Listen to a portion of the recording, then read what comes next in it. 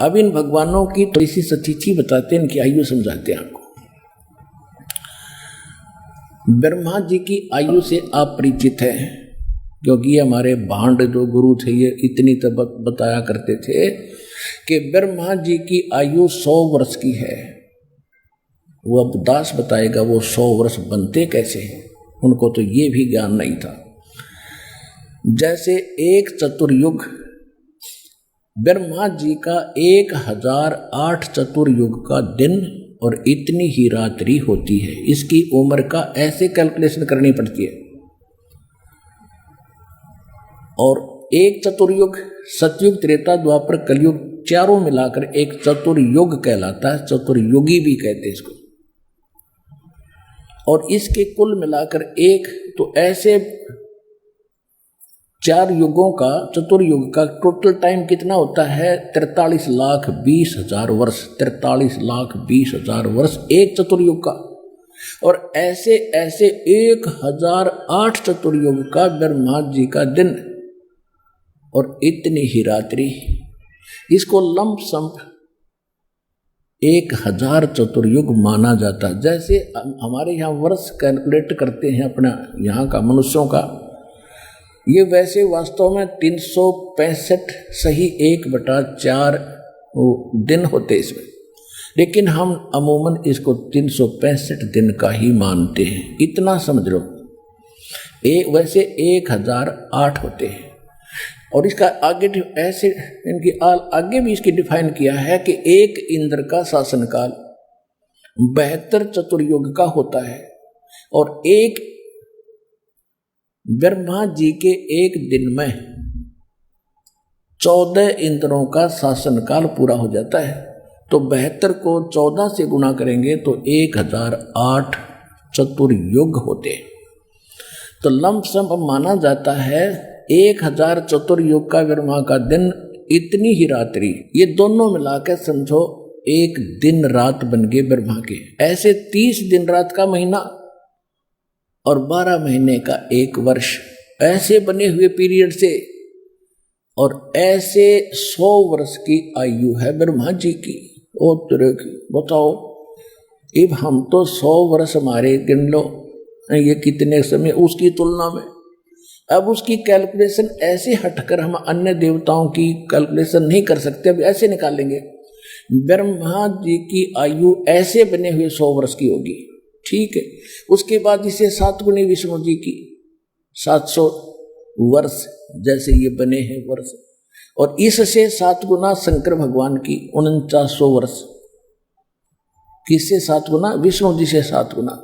और जब ऐसे 7 गुना आयु वाला शंकर मर जाएगा, ऐसे ऐसे 70,000 जब ये शंकर जी मर जाएंगे, उसके बाद एक ब्रह्मांड का विनाश होगा और इस गीता ज्ञान दाता की मृत्यु होगी।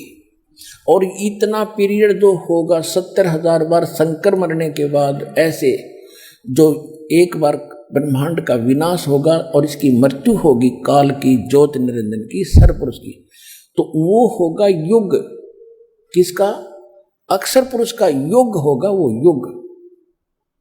अपने आत्माओं वेदों गीता का समझना कोई बालकों का काम नहीं था। गीता अध्याय नंबर 8 के श्लोक नंबर 17 में उसमें लिखा है कि सैंसर युग लिखा है, सैंसर चतुर्युग नहीं लिखा।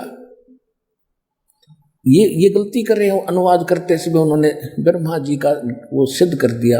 वो है सैंसर युग ओनली, नोट चतुर्युग। तो 1000 युग का दिन किसका? अक्षर पुरुष का। और इतनी ही रात्रि। तो ऐसे जैसे एक युग, दास ने ये बताया, ऐसा एक युग, ऐसे ऐसे 1000 युग का अक्षर पुरुष का दिन और इतने ही युग की रात्रि। ऐसे 30 दिन रात का इसका महीना और ऐसे 12 महीने का एक वर्ष और फिर 100 वर्ष की आयु है उस अक्षर पुरुष की। और फिर भी मृत्यु। गीता अध्याय नंबर 15 के श्लोक नंबर 16 और 17 में 3 पुरुष बताए, सरपुरुष अक्षर पुरुष बताए 16वें श्लोक में 15वें अध्याय के। उसमें कहा कि ये 2 पुरुष प्रसिद्ध हैं, एक सरपुरुष और एक अक्षर पुरुष। ये भी और इनके अंतर्गत जितने प्राणी इनके कमांड में हैं, ये सब नाशवान हैं। लेकिन जीवात्मा अलग विषय है, वो नहीं मरती। फिर उसके तुरंत बाद का 17वें श्लोक में 15वें अध्याय के उत्तम पुरुष तु अन्य परमात्मा इति उदाहरते, ये लोग तरम अवश्य विवर्ती अवैश्वर है। वो इन दोनों से कोई अन्य है, वो परमात्मा श्रेष्ठ भगवान उत्तम पुरुषोत्तम, और वही तीनों लोकों में प्रवेश करके सबका धारण पोषण करता है। वो मूल रूपी संसार है, संसार रूपी वृक्ष की मूल है, और वही वास्तव में अविनाशी है, अव्यय ईश्वर है। तो वो कौन है? और इनकी मृत्यु जो इतनी लंबी आयु है अक्षर पुरुष की, फिर भी मृत्यु है, इसलिए इसको अक्षर कहने लगे। अक्षर माने अविनाशी होता है, लेकिन ये अविनाशी नहीं है, लेकिन अविनाशी से कम भी नहीं है। इतनी लंबी उम्र में मरेगा, लेकिन फिर भी मृत्यु है। तो सूक्ष्म वेद में कहा है, एती उम्र बुलंद मुर्गा अंतरे, सतगुरु लगे न कान न बैठे वो संतरे। इतनी लंबी आयु होने के बाद भी मृत्यु होगी, क्योंकि आपको वो तत्वदर्शी संत नहीं मिला। जो गीता अध्याय नंबर 4 के श्लोक नंबर 34 में जिसका वो वर्णन है, यजुर्वेद अध्याय नंबर 40 के मंत्र 10 में जिसका कहा कि वो धीरा नाम तत्वदर्शी संत ही सही सही मार्ग बताते हैं, उनसे सुनो। तो वो तत्वदर्शी संत आज विश्व में ये दास है। एक बार को आओ चाहे 100 बार सुन लो।